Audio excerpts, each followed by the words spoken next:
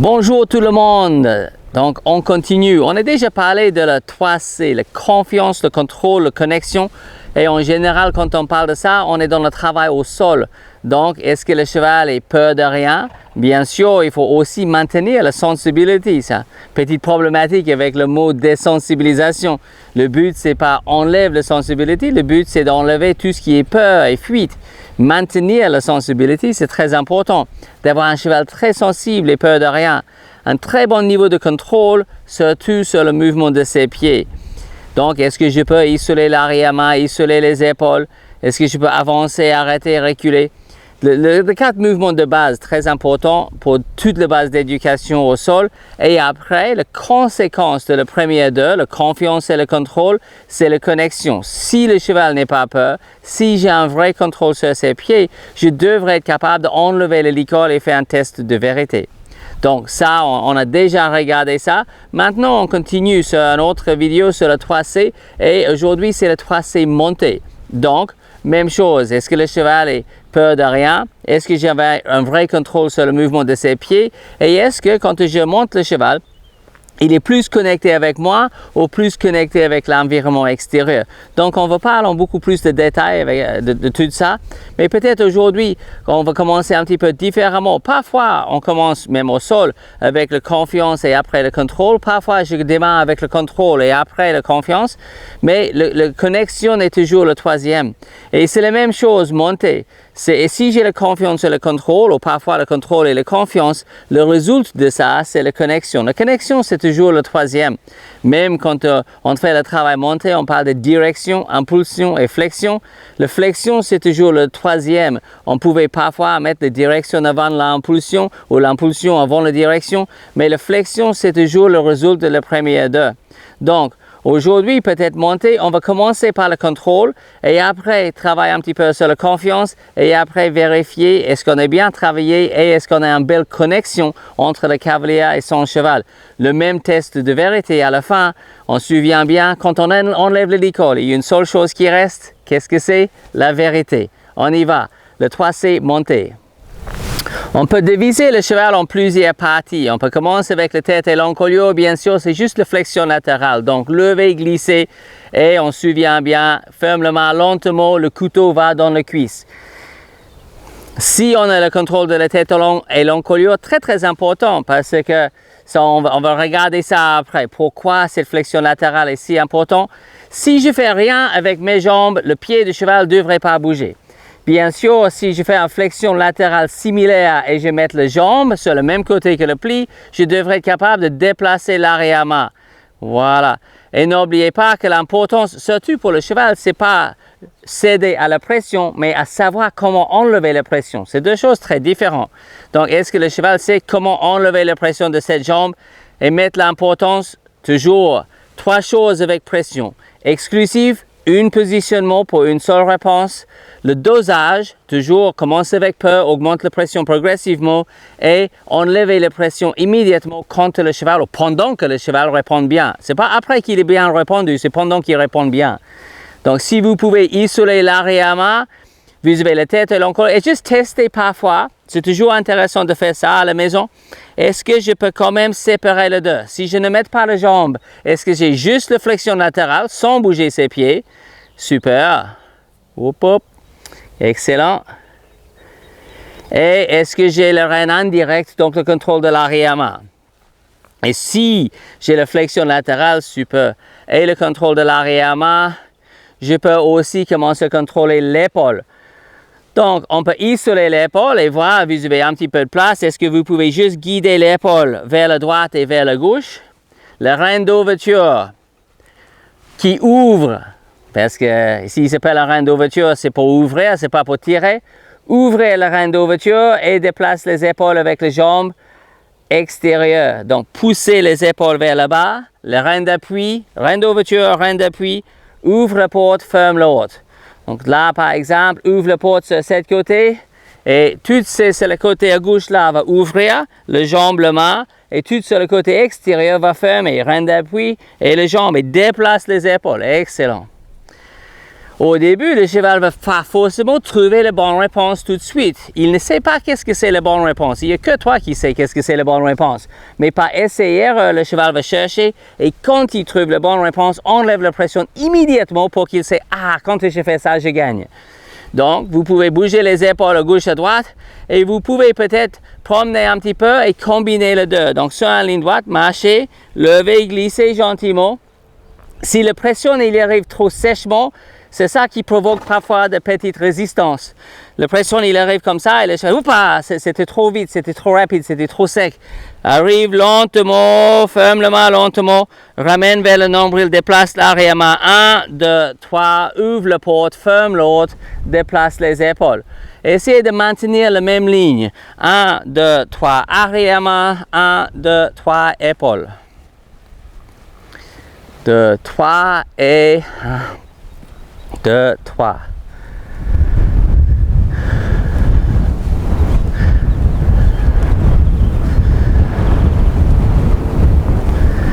Et marcher sur la même ligne. Si tu perds de l'impulsion un petit peu, si tu perds le mouvement en avant, parfois ça commence à tourner un peu comme un bouteille par terre. Donc marche la ligne, garde un petit peu d'énergie. 1, 2, 3, arrière-main, 1, 2, 3, épaules. Bien, et reprends la même ligne. Yes, superbe.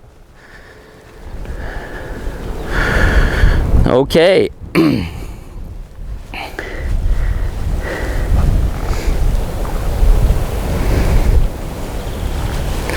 Juste marchez vos chevaux vers ici, marchez vers la caméra, marchez en ligne droite et vérifiez est-ce que vous pouvez bloquer l'assiette et plier le cheval.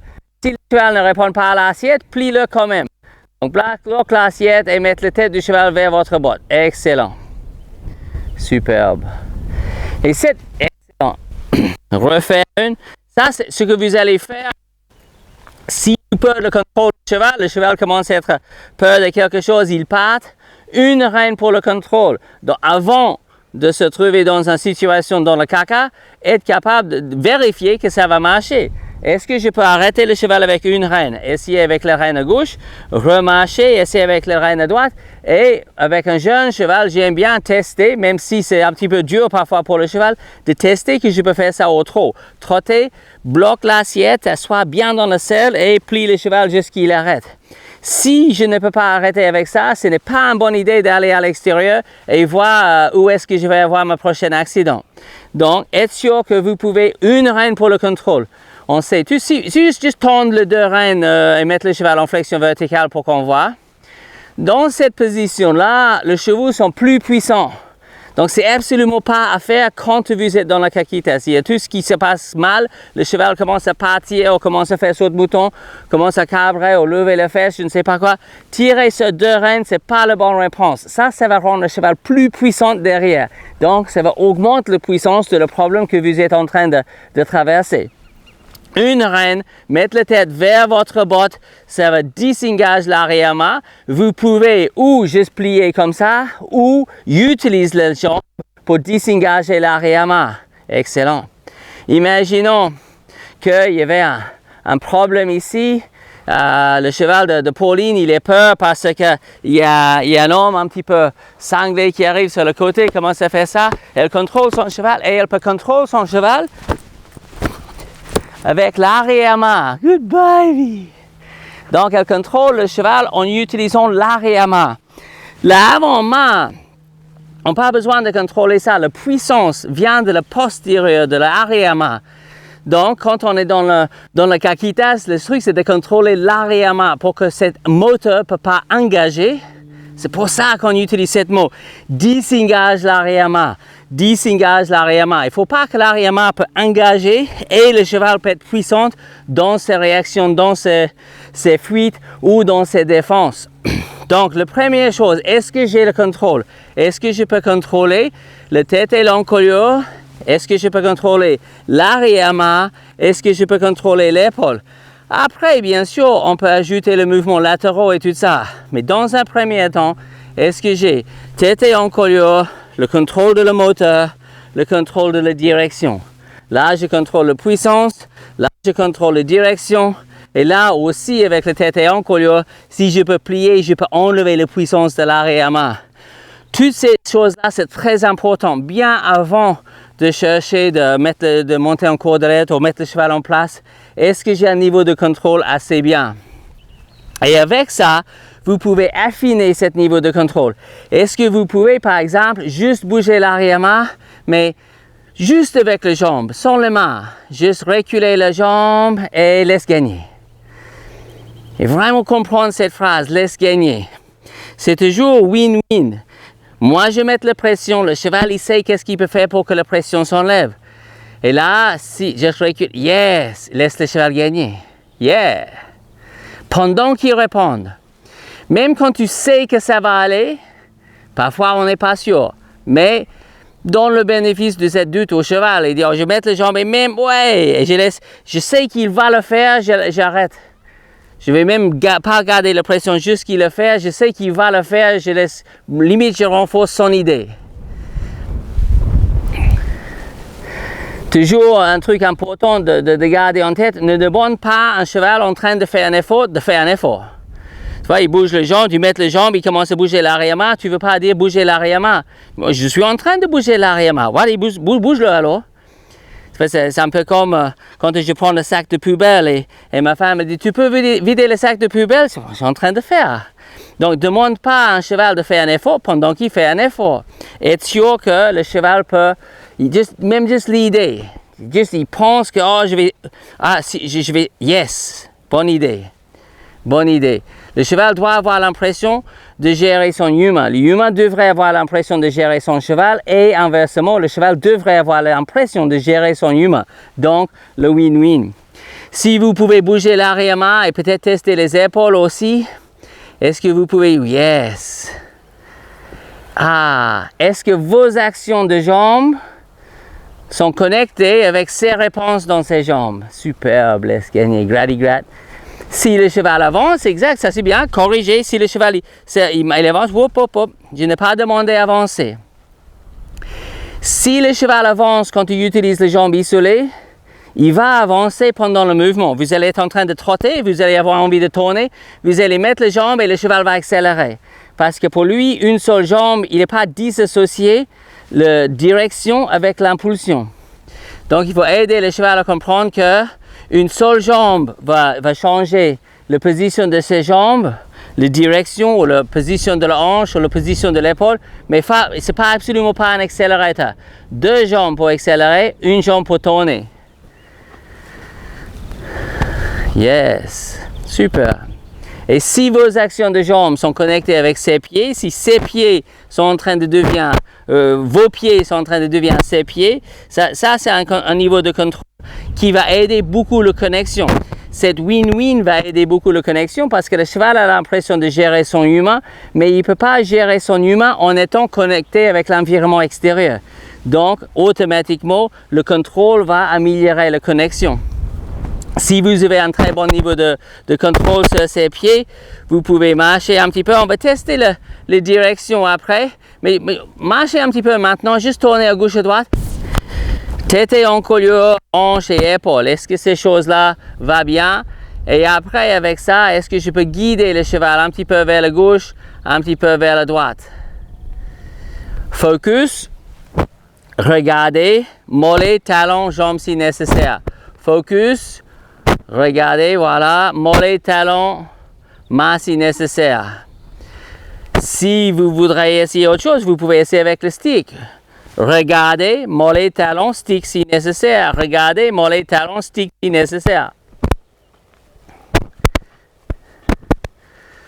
Quand vous avez ce niveau de contrôle, vous pouvez contrôler la tête et l'encolure, l'arrière-main, l'épaule. Vous avez un vrai contrôle de ses pieds. Quand on parle de contrôle, c'est presque toujours ça. Au sol, au monté, c'est pareil.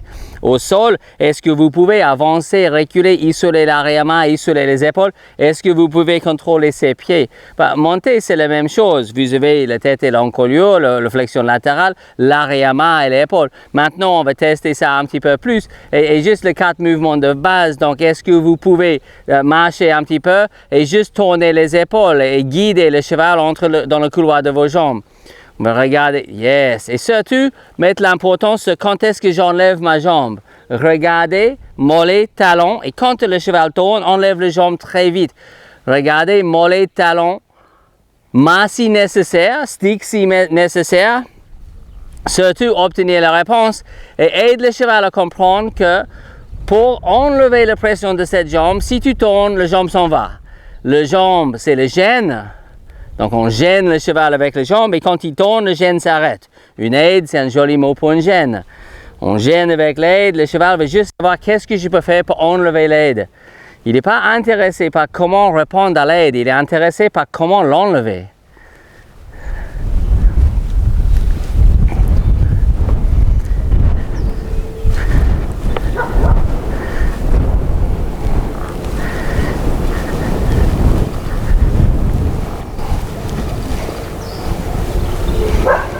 Regardez, mollet, talon. Focus, c'est très très important. Ça va changer la manière de la posture sur le cheval, votre poids de corps et tout ça. Si vous focus trop bas, vous allez pencher dans le virage et gêner le cheval plus qu'à aider. Donc focus assez haut, regardez le singe dans l'arbre, mettez la pression de votre mollet, mettez la pression de votre talon et soyez prêt à enlever les jambes très rapidement quand le cheval cède. Si vous pouvez guider le cheval, peut-être va pas trop loin et tester est-ce que vous pouvez arrêter le cheval. Donc mettre le cheval sur la ligne droite et essayer de bloquer l'assiette et voir est-ce que je peux arrêter le cheval sans la main. Excellent. Dans l'exercice précédent, je disais n'utilise pas la main pour tourner le cheval, utilise la main s'il ne tourne pas.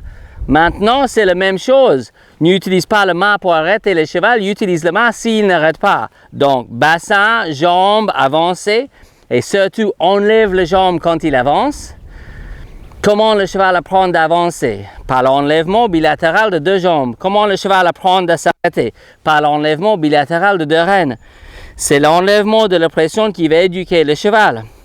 Et cette pression de deux rênes peut être précédée par l'assiette, donc bloque l'assiette et après utilise la main, bloque l'assiette et après utilise la main et bientôt quand tu bloques l'assiette, le cheval s'arrête. Toute cette science de la réponse pavlovienne, un signal qui précède un stimulus et qui prend d'un sens par association.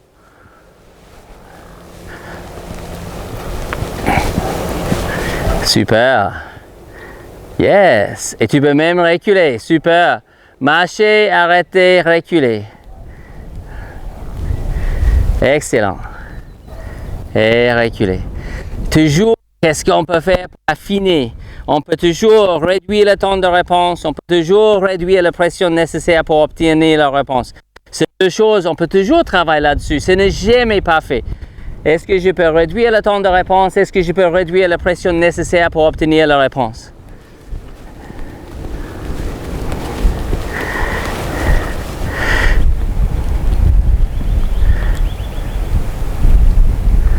Yes. Yes, super. Hey, gradi. Laisse le cheval gagner.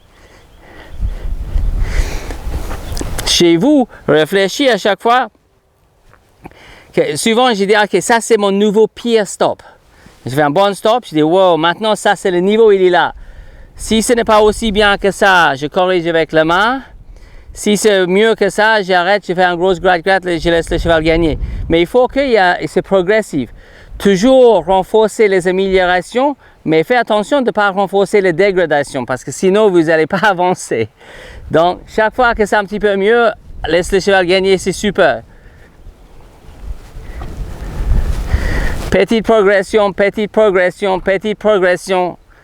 vers la perfection. Malheureusement, la perfection n'en arrive pas. Heureusement, le schéma est cool.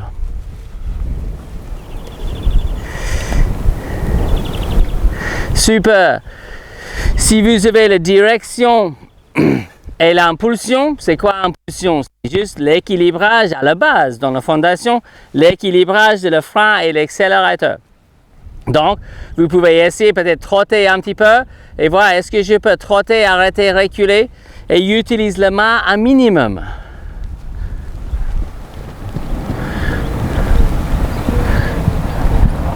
Tu peux guider le cheval dans les jambes, avec vos jambes. Super. Focus. Excellent. Hey, gratte. Excellent.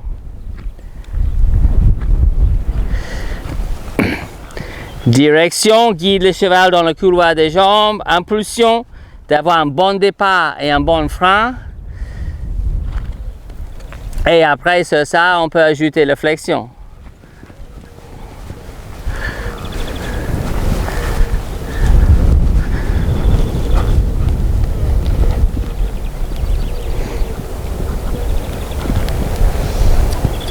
Okay.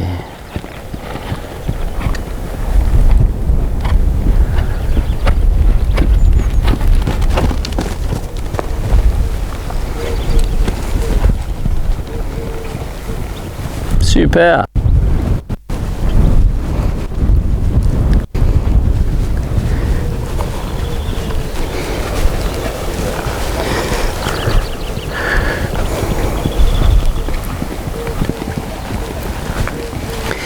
Et c'est uniquement après qu'on a le contrôle de ses pieds qu'on peut imaginer de contrôler son corps. La position de son corps, c'est largement la conséquence de le contrôle de ses pieds. Donc, si vous essayez de mettre le corps en place sans avoir la direction et l'impulsion, il y a une chose qui est sûre, vous allez avoir un problème. Parce qu'on ne peut pas mettre le corps en place et commencer à rendre le cheval plus puissant sans avoir un véritable contrôle sur ses pieds. Sinon, la seule chose que vous faites, c'est d'ajouter la puissance sur une absence de contrôle. Ce n'est pas idéal. Donc, au lieu de faire ça, on a la direction, l'impulsion, le frein et l'accélérateur. Et maintenant, après d'avoir isolé, séparé, on peut faire la flexion. Donc, vous pouvez commencer à prendre et rendre la flexion verticale dans le travail. Tendre les rênes parfois, mettre le cheval en place. Et le fait de mettre le cheval en place ne devrait pas changer ce qu'il fait avec ses pieds. Le main n'est pas le frein, l'assiette c'est le frein maintenant. Vous devrez être capable de prendre le cheval et maintenir la même allure. Faites attention de ne pas regarder vos chevaux avec la flexion. Je sais qu'il devient très beau quand ils sont en place, mais vous n'avez pas besoin de regarder le cheval. Vous avez besoin de regarder où tu vas. Monte le cheval vers le ciel et pas vers le sable. Montez le cheval toujours vers le ciel, pas vers le sable.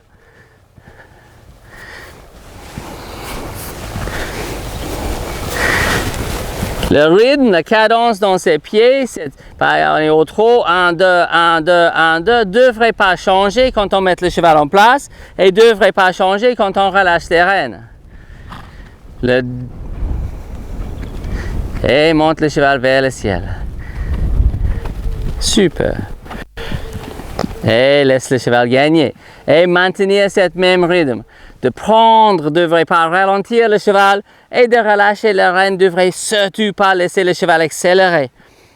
Si vous ne pouvez pas rompre le contact sans que le cheval accélère, vous êtes dans le fuite freinée.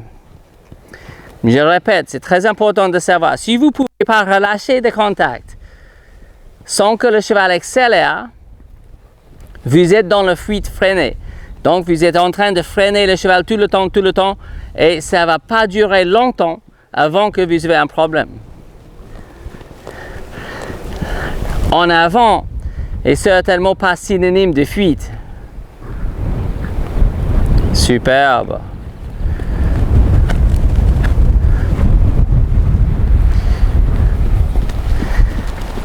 Donc, après d'avoir vérifié les directions et l'impulsion et la flexion, on a le contrôle de ses pieds, la tête et l'encolure, l'arrière-main, l'épaule. On a un accélérateur, frein. On a tout ce qu'il faut là. Maintenant, on va juste refaire ce travail-là, mais tester que s'il y a des changements dans l'environnement extérieur, est-ce que le cheval est capable de maintenir ses réponses et reste plus en confiance, confiant avec le mouvement de cavalier, avec le drapeau, avec plein de choses. On va regarder ça. Est-ce que le cheval, il est sensible, mais préférablement peur de rien. On a testé la sensibility, ces chevaux sont légers, ils ont un bon accélérateur, bon frein, il peut mettre le cheval en place avec des rênes entre le pouce et l'index. Tout est très sensible, tout est très léger. Mais est-ce que ces chevaux sont peureux? Parce que si c'est sensible avec peur, ça ne va pas durer longtemps, ça va amener un accident. Donc, on a la sensibilité, on a la légèreté, mais comment on va faire maintenant pour être sûr qu'il n'y ait pas de peur associée? On va regarder ça. Après d'avoir vérifié, donc, vous avez la flexion latérale, vous avez le contrôle de l'arrière-main, vous avez le contrôle des épaules, vous avez direction, vous pouvez marcher, trotter, guider le cheval dans le couloir de vos jambes, vous avez l'impulsion, accélérateur et frein, vous avez flexion, tendre le rein, mettre le cheval en place, relâche. Maintenant, on va regarder un bon niveau de contrôle. Maintenant, on va regarder est-ce que le cheval, avec un bon niveau de contrôle, est-ce qu'il y a quand même un bon niveau de confiance. Vous pouvez commencer, par exemple, juste sur vos chevaux à la maison, de bouger la main et taper les cuisses et tout ça, et juste être sûr que le cheval, tu peux faire un petit peu de bruit comme ça. Je devrais être capable de faire ce genre de choses et ça ne devrait pas gêner le cheval. Même si j'ajoute un petit peu de bruit ici, par exemple, je prends un drapeau et je fais ça. Oh là! Et ça, je devrais être capable de faire ça avec tous les chevaux de toute la race, de toute la discipline, de toute la planète. Il y a beaucoup de chevaux qui font la compétition, mais je crois qu'ils sont mis les choses un petit peu... Ils sont peut-être brûlés quelques étapes. Première étape, la compréhension. Deuxième, la fondation, d'avoir une bonne base. Après, l'équitation et finalement, la compétition. Donc, si la base est bien, je devrais être capable de faire ce genre de choses, approcher le cheval et faire ça. Je devrais être capable, si je baisse bien l'énergie, la remise de prix et tout ça, je devrais être capable de passer quelque chose ici avec ces chevaux-là sans que je provoque des problèmes. Le cheval un petit peu plus délicat commence avec un seuil de tolérance petite et après augmente la difficulté progressivement. Tu peux approcher le cheval au sol et être capable de bouger les jambes un petit peu, faire ce genre de choses et aider le cheval progressivement d'avoir moins peur de ça. Et surtout, associer quelque chose qui est probablement pas bien avec quelque chose d'agréable. Un petit gratte-gratte. Approche le cheval un petit peu maladroit comme ça. Et un petit gratte-gratte.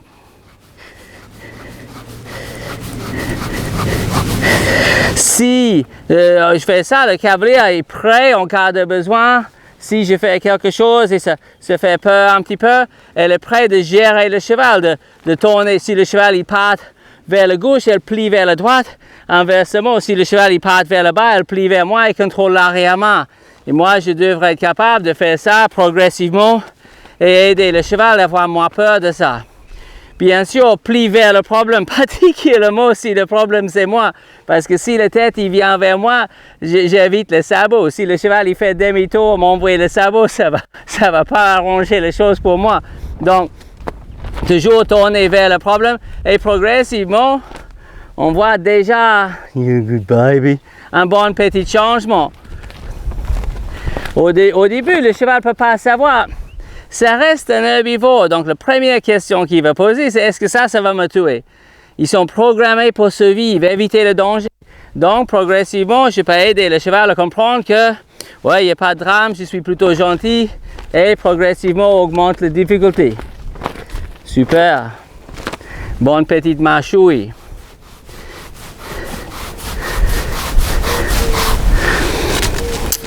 Associé avec quelque chose pouvait être aussi un renforcement positif. Ça ne change rien.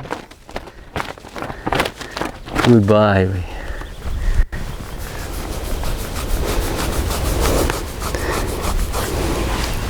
Et finalement, un bon petit changement.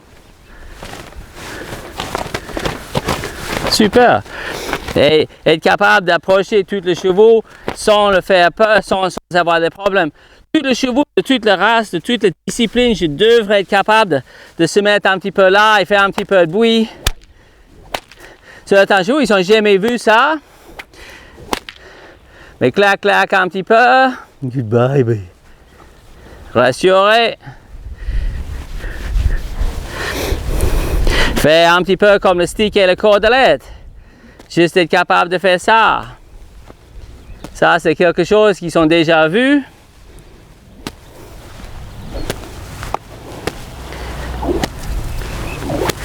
Et après, le fouet qui claque, c'est juste l'augmentation progressive vers un autre bruit un petit peu plus sévère.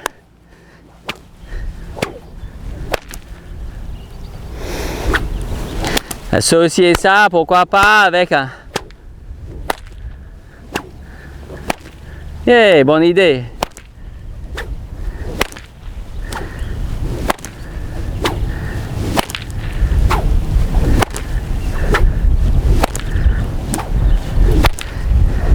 Ici, je ne change rien, juste continue comme s'il n'a rien été.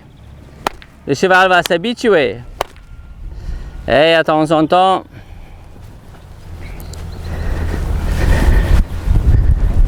hey. Et progressivement, vous allez être capable d'augmenter la difficulté plus en plus.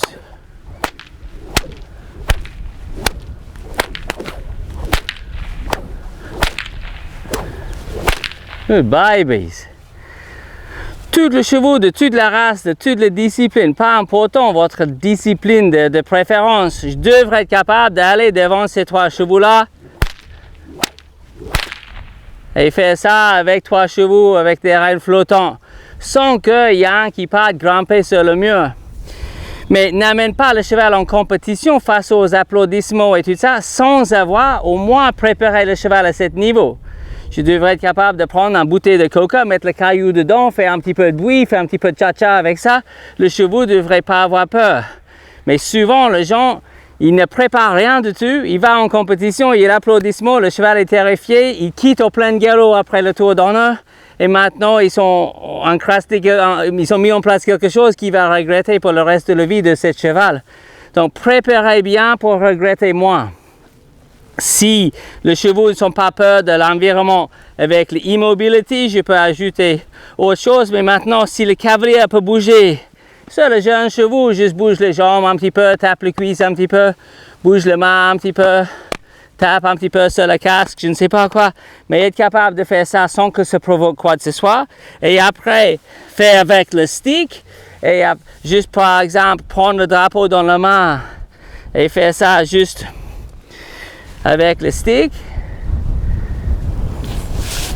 et juste être capable d'agiter le stick, caresser en même temps. Vous pouvez avec un cheval délicat, pourquoi pas faire un petit nœud avec le drapeau. Oh, that'll be all right. Être capable de bouger le stick, peut-être marcher un petit peu et bouger le stick.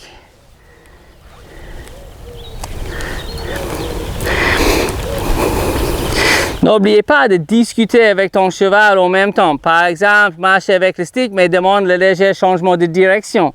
Guider le cheval à gauche, guider le cheval à droite, mais pendant que tu agites le stick.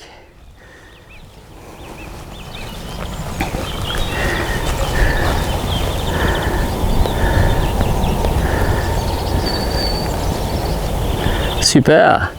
Si ça marche bien, vous pouvez progressivement agiter le drapeau un petit peu. Et bien sûr, vous faites ça progressif par rapport à votre cheval. Peut-être il faut mettre un petit nœud avec le stick et le drapeau dans un premier temps. Et progressivement, vous pouvez agiter le drapeau un petit peu plus, un petit peu plus.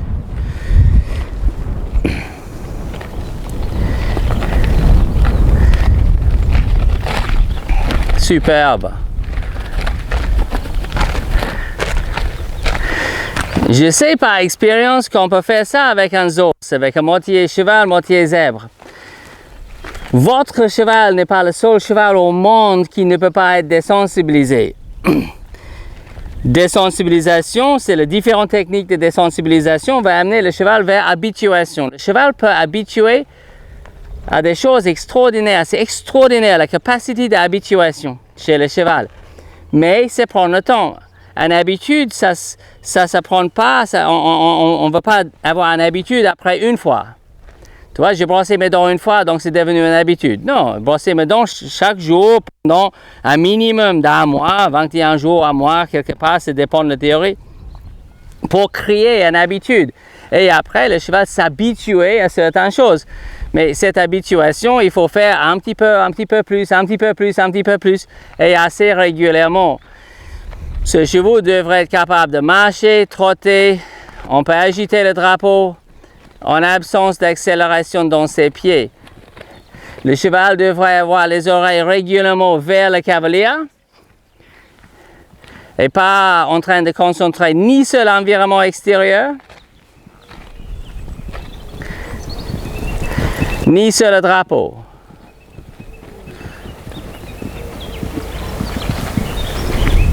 Superbe.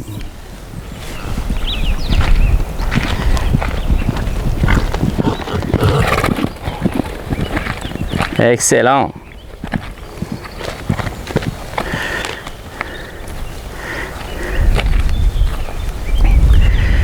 Quand je parle de préparation, je parle de ça. Imaginons le nombre des accidents qui ne vont pas avoir lieu si tous les chevaux pouvaient faire ça.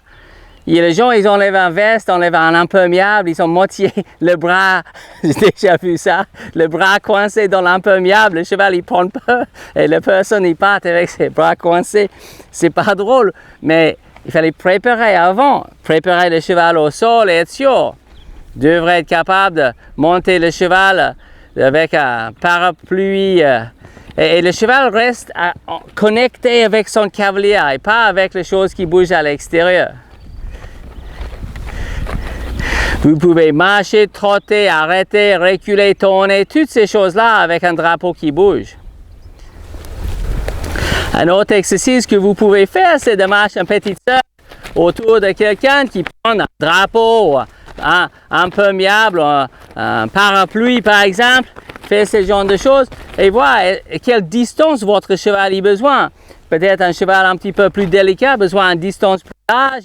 Votre cheval peut être plus proche, mais progressivement, vous devrez être capable de garder le cheval dans les aides du cavalier et le fait que moi je suis là en train de faire ça ne devrait pas changer grand chose. Super.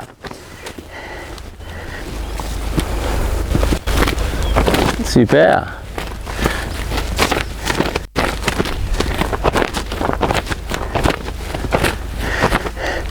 Mais il y a beaucoup de centres équestres, tu pouvais y aller, faire ça et ça va provoquer un accident, c'est assez sûr. Donc, est-ce que ce cheval, est-ce que c'est vraiment au niveau de sécurité, est-ce que c'est idéal? Ou est-ce qu'à un moment, un sac plastique, un sac poubelle va passer par ici et après il faut qu'on ramasse les cavaliers? Super. Le processus de désensibilisation pour amener vers une habituation, on sait comment faire maintenant. Ce n'est plus de secret, ce n'est pas un mystère. La science, il est accessible, l'information est accessible. Donc, on devrait mettre ces genres de choses en place pour diminuer déjà le stress pour le cheval. Si on ne peut pas faire ça sans que le cheval est absolument terrifié, est-ce que c'est éthique ou est-ce que c'est une équitation où on peut mettre en question le bien-être de l'animal? Et pour l'humain, bien sûr, si je ne peux pas juste bouger un drapeau sans qu'il y ait quelqu'un qui tombe de son cheval ou le cheval qui fuit, est-ce que ça c'est idéal pour l'humain? Je ne pense pas trop. Donc, le confiant, c'est un ensemble. On ne peut pas juste faire la désensibilisation. Il faut avoir le contrôle, tête et encolure, arrière-main, épaule. Après d'avoir un bon accélérateur, un bon frein, être capable de contrôler la direction, l'impulsion, la flexion et être sûr que même au travers de tous ces exercices-là, qu'il n'y a rien basé sur le peur. Tout est basé, on peut avoir beaucoup de légèreté, beaucoup de sensibilité, mais on peut aussi avoir ça en absence de peur. Et ça, c'est très important. Il y a d'autres exercices qu'on peut faire. Traverse de tapis, vous avez déjà vu sans doute les vidéos. On traverse de tapis par terre, traverse de bâches en plastique, toutes ces choses-là. On peut aller encore plus loin et tirer avec un grand longe les choses derrière le cheval. Mais déjà, juste arriver à ça, que tous les chevaux peuvent marcher, trotter, arrêter, reculer, tourner, avoir un bon niveau de contrôle avec le drapeau, c'est une très très bonne base. Donc, le 3C, confiance, contrôle, connexion. Est-ce que j'ai ça au sol et est-ce que j'ai ça à monter? Si je sais que j'ai la confiance, ces chevaux ne sont pas peur. Très important, parce que s'il y a la peur, il y a la fuite. S'il y a la fuite, il y a le danger. Donc, ces chevaux-là, ils ne sont pas peur. Est-ce qu'il y a un bon niveau de contrôle? Oui. Maintenant, on teste la connexion. Comment on a testé la connexion au sol? On a fait cette petit test où, quand on enlève le licol, la seule chose qui reste, c'est la vérité. Bah, on peut faire la même chose monter. Donc, un petit test de vérité. On y va. Quand on teste la connexion, on enlève le licol, on peut commencer en cordelette, mais commencez par vérifier le contrôle de ses pieds avant de partir et voir est-ce que ça marche ou pas. Juste tester, est-ce que je peux contrôler l'arrière-main, est-ce que je peux contrôler les épaules avant de superbe. Est-ce que j'ai le contrôle de ses pieds? C'est difficile d'exagérer l'importance de le contrôle de ses pieds. Il y a tellement de choses. Parfois, c'est juste avoir un vrai contrôle sur les 4 mouvements de base. Avancer, reculer, isoler l'arrière-main, isoler les épaules. Et déjà, juste avec ça, on résoudre une masse de problèmes conflictuels, de comportements conflictuels, sans attaquer le problème.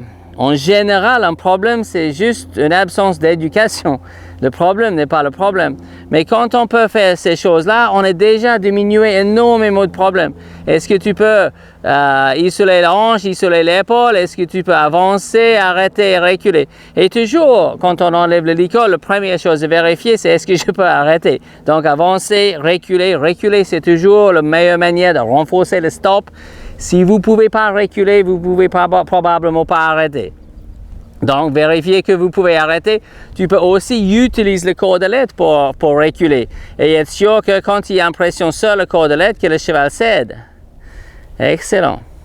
À partir de ça, si vous avez le contrôle de ses pieds, accélérateur et frein, vous pouvez aller promener un petit peu, tester de temps en temps que vous pouvez arrêter et reculer. À ce moment-là, on enlève le nœud sur le cordelette et utilise le cordelette pour que vous pouvez glisser, pousser l'extérieur, glisser, pousser l'extérieur. J'aime pas trop monter avec le nœud dans le cordelette, il est beaucoup moins utilisable avec le nœud dedans. Besoin de glisser, lever le rein direct et pousser sur le rein d'appui. Lever le rein d'ouverture, pousser sur le rein d'appui. Mais s'il y a un nœud, vous ne pouvez pas utiliser le cordelette correctement. Donc, enlève le nœud et testez, est-ce que je peux marcher, tourner les épaules?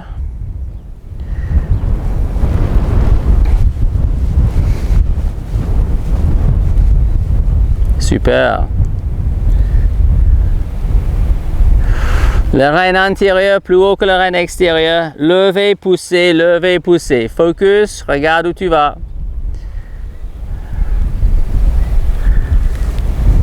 Excellent.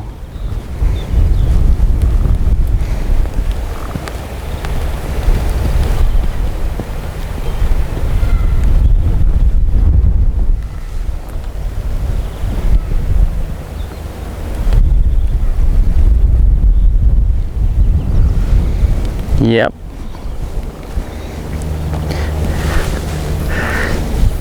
Et à partir de ça, vous pouvez trotter un petit peu. Trotter, arrêter, reculer, tourner.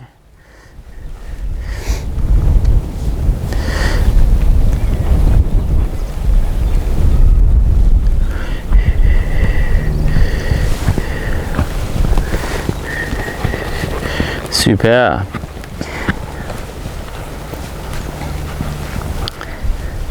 Essayez de ne pas utiliser le cordelette pour guider ou pour gérer le cheval, mais utilise le cordelette en cas de besoin. Ne deviens pas dépendant sur le cordelette, peut-être ça aussi, dans quelques instants, on va l'enlever. Fais un petit nœud et tester sans le cordelette. Mais dans un premier temps, utilisez pour renforcer des bonnes réponses. Et après, on va faire un nœud et on va voir qu'est-ce qu'on peut faire. Oui, super. Si le cheval est vraiment connecté.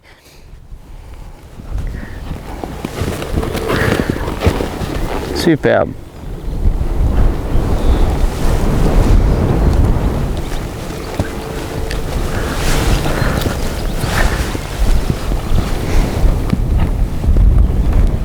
Yay!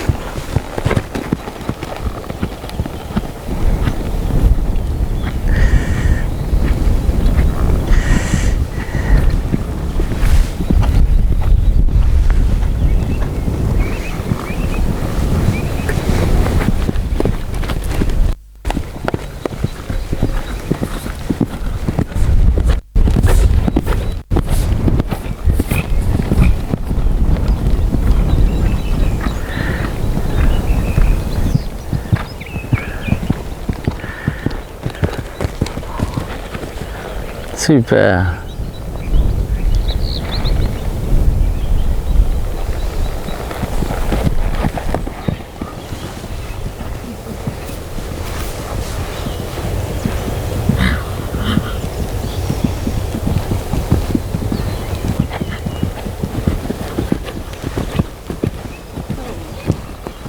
Excellent.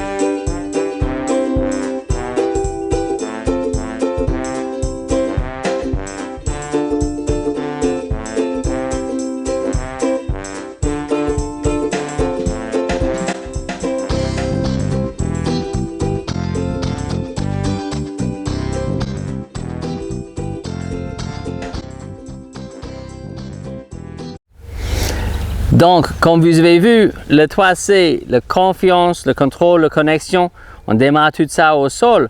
Un cheval qui est très sensible, mais peur de rien. Et si vous avez un cheval qui a peur de rien et vous avez un vrai contrôle avec légèreté sur le mouvement de ses pieds, automatiquement vous avez la connexion.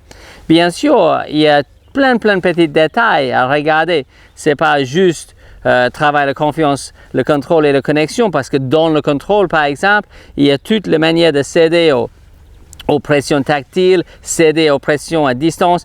Il y a beaucoup de choses que le cheval doit apprendre. Mais si vous avez la confiance, le contrôle, la connexion, le gros avantage, c'est que pendant que le cheval est concentré sur vous, il ne peut pas être concentré sur autre chose. Très souvent, j'ai la question, oui, mais quand je vais en extérieur, mon cheval il fait ci, mon cheval il fait ça, il faut faire quoi? La réponse, finalement, c'est il faut mieux éduquer ton cheval. Il n'y a pas vraiment un remède magique à faire pendant que vous êtes dans la forêt et le cheval est peur d'un feuille. Il faut déjà avoir ça pour que le cheval n'ait pas peur quand vous allez aux forêts. Sans doute un sujet pour une prochaine vidéo, on va aller un petit peu dans la forêt et voir si on obtient le même résultat dans un autre environnement. Mais déjà, si le cheval est bien éduqué, c'est sûr que vous avez beaucoup moins de problèmes. Le problème, c'est pas le problème. En général, le problème, c'est une absence d'éducation. Est-ce que le cheval est vraiment peur de rien du tout? Est-ce que vous avez une vraie précision sur le contrôle, antérieur, postérieur, avancer, arrêter, reculer? Est-ce que vous faites ça qu'avec les bras, avec les embouchures? Donc le cheval est juste concentré sur la pression buccale, ou est-ce que vous pouvez mieux utiliser votre corps pour que le cheval est moins pris par les choses extérieures et plus concentré sur ce qui se passe dans la selle derrière lui? Donc, plein de choses à réfléchir et c'est pour ça qu'on tourne toutes ces vidéos. Réfléchissez bien, éduquez votre cheval comme il faut et deviens l'humain que votre cheval a besoin. À bientôt pour une prochaine vidéo.